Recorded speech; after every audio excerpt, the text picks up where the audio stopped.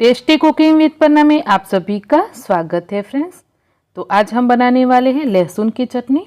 लहसुन की चटनी को बना करके आप 6 महीने तक स्टोर करोगे तो भी वो ख़राब नहीं होगा। और लहसुन की चटनी को आप सब्जी में डाल करके सब्जी का स्वाद भी बढ़ा सकते हो, दही के साथ भी खा सकते हो, बहुत ही टेस्टी लगती है। तो चलिए बनाते हैं। तो सबसे पहले तो हम लहसुन की चटनी बना रहे हैं, तो 1 कप जितना लहसुन लेंगे और मैंने लहसुन को इस तरीके से छील करके तैयार कर लिया है। लहसुन को छीलने में थोड़ा टाइम ज़्यादा लगता है, तो इस तरीके से 1 कप भर के मैंने लहसुन ले लिया है। और जितना हमने लहसुन लिया है उसका आधा हमें लाल मिर्ची पाउडर लेनी है। तो ये जो लहसुन की चटनी बनेगी वो बहुत ही कम चीज़ों में बन करके तैयार होती है। तो 1 कप लहसुन लेंगे और आधा कप ही हम यहाँ पे लाल मिर्ची पाउडर लेंगे। तो ये जो लाल मिर्ची पाउडर है वो थोड़ा सा तीखा है, तो मैं आधा कप ले रही हूँ, मतलब कि लहसुन से आधा।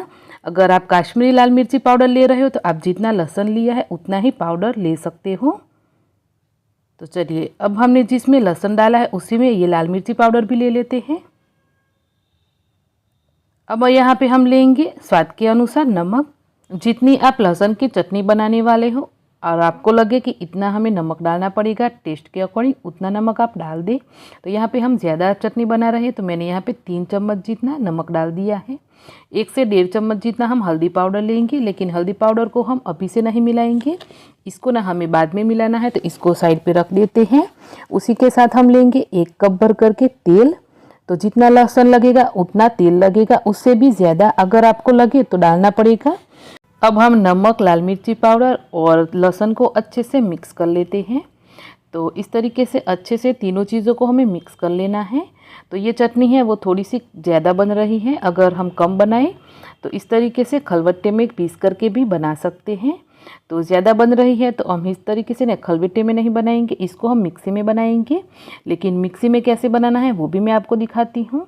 तो चलिए उसके लिए हम ले लेते हैं एक मिक्सी का जार। तो यहाँ पे हम जो चटनी बनाने वाला जार आता है छोटा सा, वो लेंगे और सारी चीज़ों को ना हम मिक्सी में डालेंगे। तो 2 से 3 बार करके हम ये लहसुन, मिर्ची और नमक है उसको पीसना है। तो एक बार हम ऐसे ले लेते हैं इसके अंदर। अब हम एकदम से मिक्सर को ऑन करके इस चटनी को नहीं पीसेंगे, हमें इसको ना मिक्सर को पल्स पे रखना है और पल्स मोड पर ही इसको पीस करके तैयार करना है। जो लहसुन है वो थोड़ा सा दरदरा रहना चाहिए, जैसे हम खलबट्टे में कूटते हैं वैसा ना इसमें लहसुन दिखना चाहिए। तो कुछ इस तरीके से हमें पीस करके तैयार करना है। तो अगर आप ना पल्स मोड पे नहीं रख सकते हैं तो आप फट से मिक्सी को शुरू करें और एकदम से बंद कर दें, शुरू करें बंद करें, ऐसे करके अच्छे से सारी चीज़ों को पीस लें। तो एक बारी का मैंने पीस लिया है, दूसरी बार भी हम ऐसे ही पीस लेंगे। तो चलिए फिर हमारा जो सारा लहसुन वाला पेस्ट था वो पीस करके तैयार हो गया है। और मैंने ना जिस भी कढ़ाई में हमें चटनी बनानी है उसी कढ़ाई में निकाल लिया है।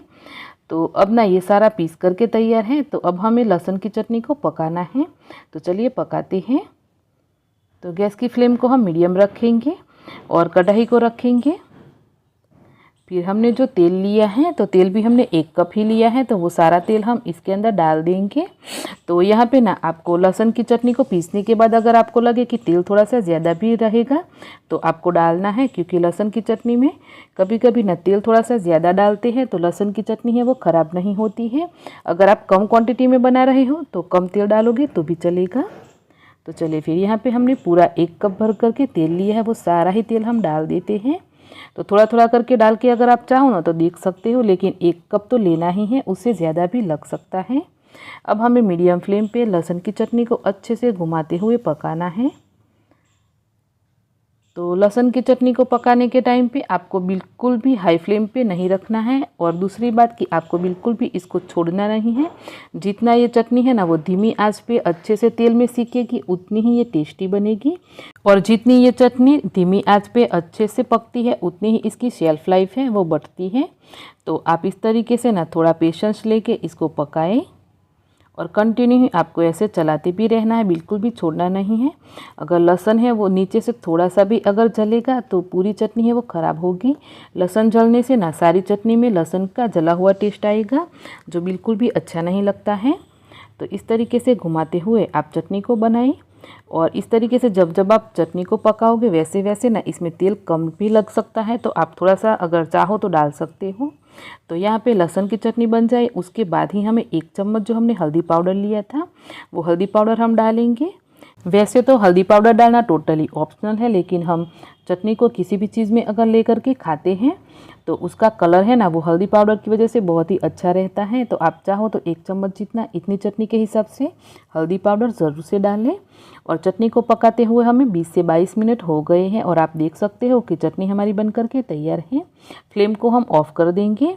तो यहाँ पे लहसुन की चटनी है वो पक गई है। वो आप कैसे पहचानें, तो आपके जो लहसुन के चंक्स होंगे ना वो थोड़े से सिकुड़ जाएंगे और इसमें लाल मिर्ची पाउडर है वो फूलने लगेगी और तेल और ये सारा जो मिक्स है ना वो एक रस हो जाएगा फ्रेंड्स। इस तरीके से इसमें तेल है वो बिल्कुल भी अलग अलग नहीं दिखेगा आपको, ये देखिए। तो बस तब तक ना हमें लहसुन की चटनी को पकाना होता है। तो चलिए फिर लहसुन की चटनी तो बन गई है। तो अब हम इसको नीचे उतार के थोड़ा सा ठंडा कर लेते हैं और ठंडा होने के बाद आप देख सकते हो एकदम से हमारी ड्राई लहसुन की चटनी बन करके तैयार है। अब जब लहसुन की चटनी है एकदम से ठंडी हो जाए उसके बाद हम किसी भी इस तरीके से कांच के कंटेनर में या फिर प्लास्टिक के कंटेनर में भर के इसको स्टोर कर सकते हैं। ये चटनी है ना जब तक चलेगी तब तक ऐसे के ऐसे ही रहेगी, बिल्कुल भी ख़राब नहीं होगी। थोड़ा सा मैंने ऊपर से तेल भी डाल दिया है। तो इस चटनी को हम जैसे अचार संभाल के रखते हैं ना वैसे ही इसको संभाल के रखना है हमें। तो चलिए फिर यहाँ पे चटनी तो हमारी बन गई है। तो फ्रेंड्स ये रेसिपी आपको कैसी लगी?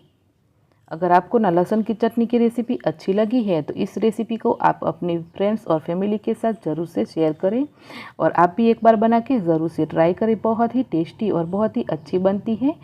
और हाँ, चैनल पे नए हैं और चैनल को सब्सक्राइब नहीं किया है तो ज़रूर से चैनल को सब्सक्राइब करें। मिलते हैं ऐसे ही आसान सी एक नई रेसिपी के साथ। Bye bye.